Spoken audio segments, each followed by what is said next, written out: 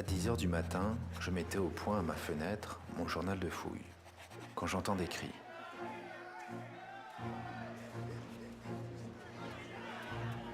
J'aperçois sur la grève un flot humain se précipiter sur les caïques, amarrer dans le port et hisser les voiles.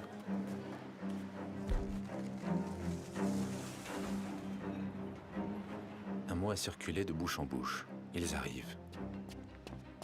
Ce sont des cris, une fuite est perdue. On se réfugie dans les maisons, on verrouille les portes. Quelques instants après, la rue est déserte.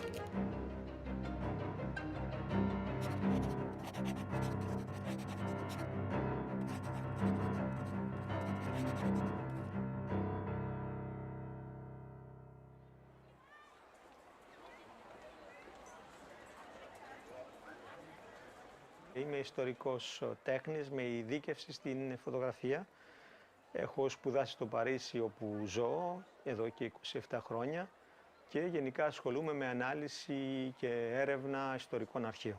Η ειδικότητά μου είναι η περίοδος από το 1840 μέχρι το 1860-65 για τον ελληνικό χώρο και την πρώτη 20ετία του 20ου αιώνα που υπάρχουν πάρα πολλά ιστορικά γεγονότα που έχουν να κάνουν με τον ελληνισμό. Μπορεί κάποιος να βρει και να αγοράσει φωτογραφίες σε πληστηριασμούς, σε παλαιογορές και οι εμπόροι όταν ξέρουν ότι κάποιος ενδιαφέρεται για ένα θέμα επικοινωνούν μαζί σου και στο προτείνουν. Το 2005 με παίρνει τηλέφωνο ένας Τούρκος έμπορος και μου λέει έλα να δεις κάποιες στερεοσκοπικές πλάκες από Ελλάδα και από Μικρά Ασία.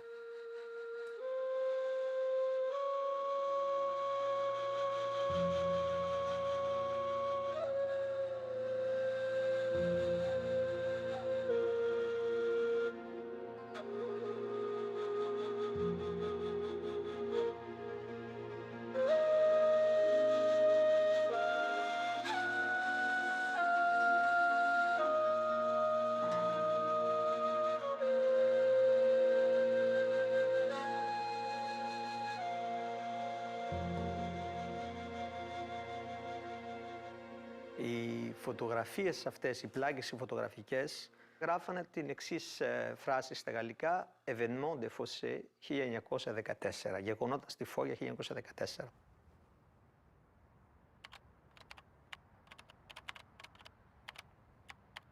Γυρνώντας στο σπίτι, έψαξα να βρω στο διαδίκτυο ποιο είναι αυτό το γεγονός, για να καταλάβω πιο συγκεκριμένα γιατί πρόκειται. Ψάχνοντας στα γαλλικά και στα ελληνικά, βάζοντας διάφορες λέξεις, το μόνο πράγμα που βρήκα ιστορικό είναι ότι ήταν ένας διωγμός στη Φώκια της Μικράς Ασίας για να αναγκαστούν οι Έλληνες να φύγουν και να αδειάσουν τα σπίτια και έτσι να μπορέσει να εγκατασταθεί στα σπίτια αυτά ο Οθωμανικός πληθυσμός που είχε έρθει από τη Μακεδονία. Από ένα άρθρο της Ζαχαρό Φραντζέσκου που αναφέρεται σε αυτά τα γεγονότα, βρήκα ότι ο μόνος ξέρος μάρτυρας ήταν ένας Φελίξ Αρτιού.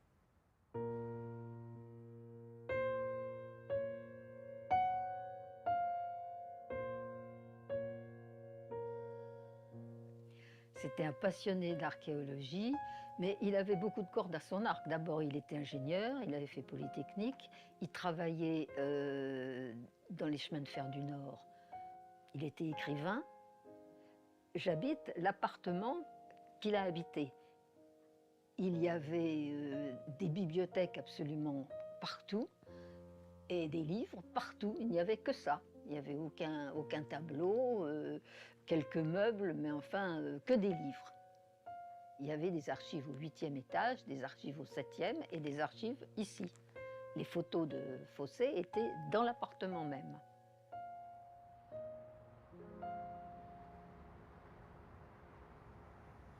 Ici, donc, nous avons un laboratoire de recherche, le centre Camille Jullian, qui depuis longtemps travaille sur la colonisation grecque en Méditerranée et bien sûr en particulier les relations entre Marseille et Fossé, l'origine phocéenne de Marseille.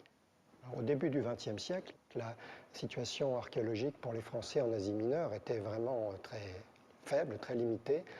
C'est surtout les archéologues allemands qui avaient une position très importante, et aussi les Autrichiens avec les fouilles d'Éphèse.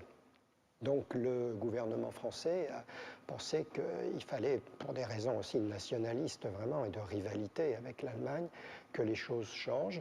Et donc ils se sont adressés non pas à un archéologue professionnel de l'école d'Athènes ou autre, mais à Félix Sartio, qui était un polytechnicien, un ingénieur, pour lui confier deux missions importantes. L'une était d'aller étudier le temple archaïque de Assos en Troade, et l'autre c'était de commencer des fouilles sur le site de Phocée. Évidemment, ils avaient choisi Phocée parce que c'était la métropole de Marseille et que pour la cause nationale, c'était un élément très sensible.